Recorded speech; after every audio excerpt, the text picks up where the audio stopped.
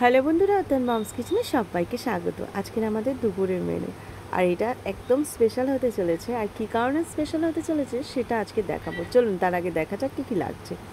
এখানে আমি টক দই নিয়ে নিয়েছি, আদা বেটে নিয়ে নিয়েছি, আর লাগছে লঙ্কার গুঁড়ো, হলুদ গুঁড়ো, লবণ, জিরের গুঁড়ো, ধনের গুঁড়ো, আর এখানে গরম মশলা, আর কয়েকটা কাঁচা লঙ্কা, আর কাসুরি মেথি, আর লাগছে আলু, পেঁয়াজ কেটে নিয়েছি, আর টমেটো।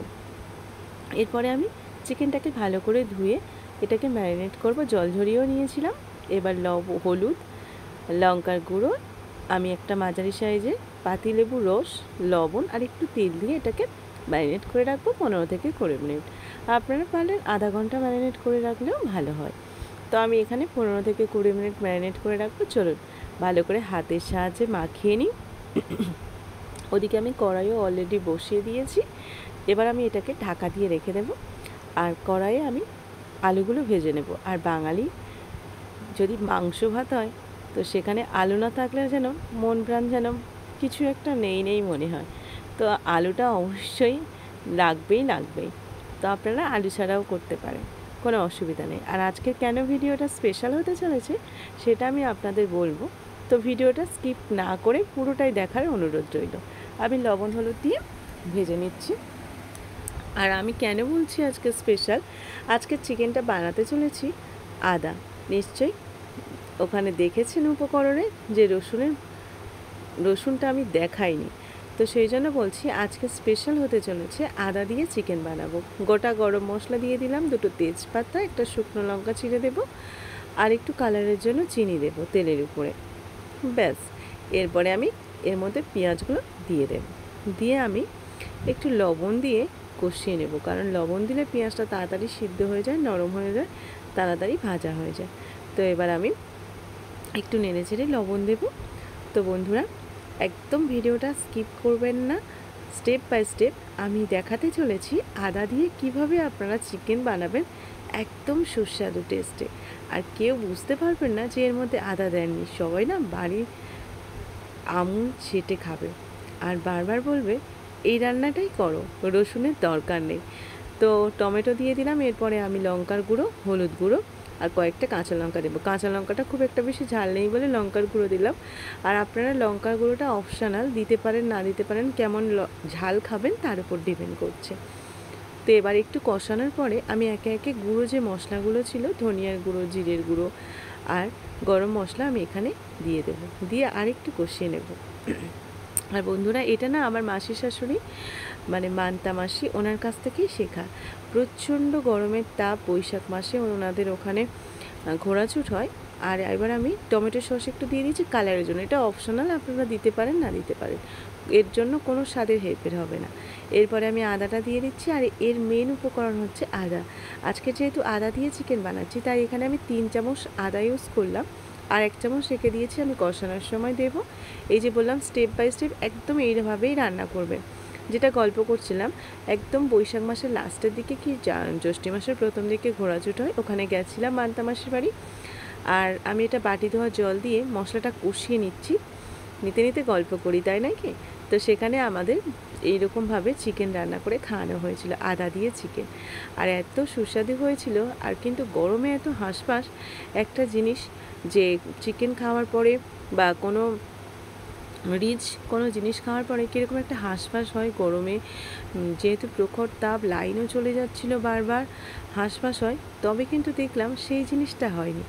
তো কথা দিচ্ছি দারুণ টেস্ট হয়, দারুণ সুস্বাদু হয়। আর এই যে অস্বস্তিকর ব্যাপারটা না আপনার মধ্যে থাকবে না এই রকমভাবে চিকেন রান্না করলে। অবশ্যই আমি কষানো হয়ে গেছে।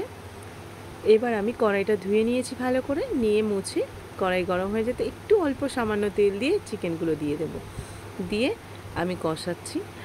আর মাসি যেরকমভাবে বলেছিল তার থেকে একটু মডিফাই করেছি, টক দইটা দিয়েছি এক্সট্রা করে, একটু ফাঁকামো করেছি বলতে পারেন।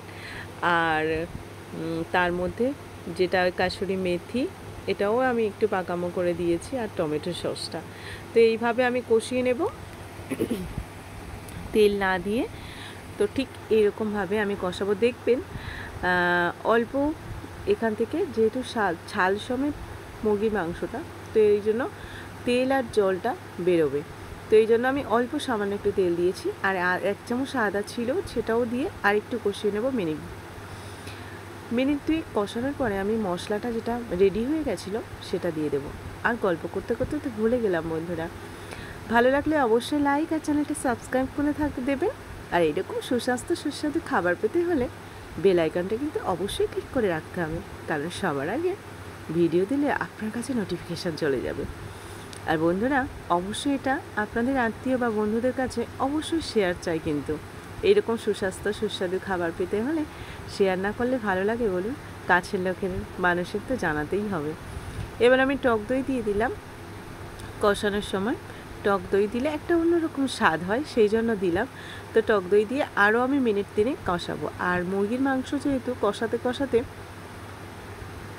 প্রায় সিদ্ধ হয়ে যায়, তো এরপরে আমি কষিয়ে একটু মিনিট 2 কষাবো মিডিয়াম আঁচে রেখে। তারপরে আমি আলুগুলো দিয়ে দেবো। আর তার আগে একটু লবণ দিয়ে দেবো, কারণ ম্যারিনেট করার সময় লবণ দেওয়া হয়েছিল। আর একটু সামান্য লবণ দিয়ে দেবো, কারণ কষানোর সময় লবণ দিলে মাংসের ভিতরে লবণটা পারফেক্টভাবে ঢুকে যায়। তো এই জন্য আমি লবণটা দিয়ে আরও একটু কষিয়ে নেব। আর আলুগুলো এবার দিয়ে আমি পাশে গরম জল রেখেছিলাম, অবশ্যই আপনারা গরম জল দেবেন, কারণ গরম জল দিয়ে স্বাদের টেস্টটা অন্য রকম হয়, তরকারির স্বাদটা। কারণ ঠান্ডা জল দিলে সেই তরকারির টেক্সচারটা একটু অন্যরকম হয়। গরম জলের আমি দেখালাম, গরম জল অবশ্যই দেবে। আর খুব একটা ঝোল করার দরকার নেই, তবে একদম যে ঝোল না শুকনো সেরকমও হবে না, কারণ বাঙালি ভাতটাতে মাঝে না লাস্টের দিকে একটু ঝোল চাটতে বেশ ভালো লাগে। বেশ এরকম হয়ে গেছে, 5 মিনিট আমি ঢাকা দিয়ে রান্না করেছি। আলুটাও সিদ্ধ হয়ে গেছে, আমার পুরো পারফেক্ট রেডি হয়ে এসছে, প্রায় মানে 98% হয়ে গেছে। তো এরপরে আমি ওপর থেকে কাসুরি মেথি ছড়িয়ে দেবো, দিয়ে আর 2 থেকে 3 মিনিট আমি ফোটাবো। আমার রেডি হয়ে গেছে, তারপরে অবশ্যই সার্ভ করে দেবো। আর এই গরমে কে কেমন আছেন, কোথা থেকে দেখছেন অবশ্যই আমাকে কমেন্টে জানাবেন। আর গরমে বেশি বেশি জল খেতে হবে, কিন্তু শুধু মাংসের তরকারি খেলে হবে না, পাতলা ঝোল খান, ভালো থাকুন। আর গরমের জন্যই আজকে আমি আদা দিয়ে আপনাদের চিকেন বানানো দেখালাম। একদম রেডি হয়ে গেছে, এবার আমি সার্ভ করে দেবো। বন্ধুরা ভালো থাকবেন, সুস্থ থাকবেন, বাই বাই।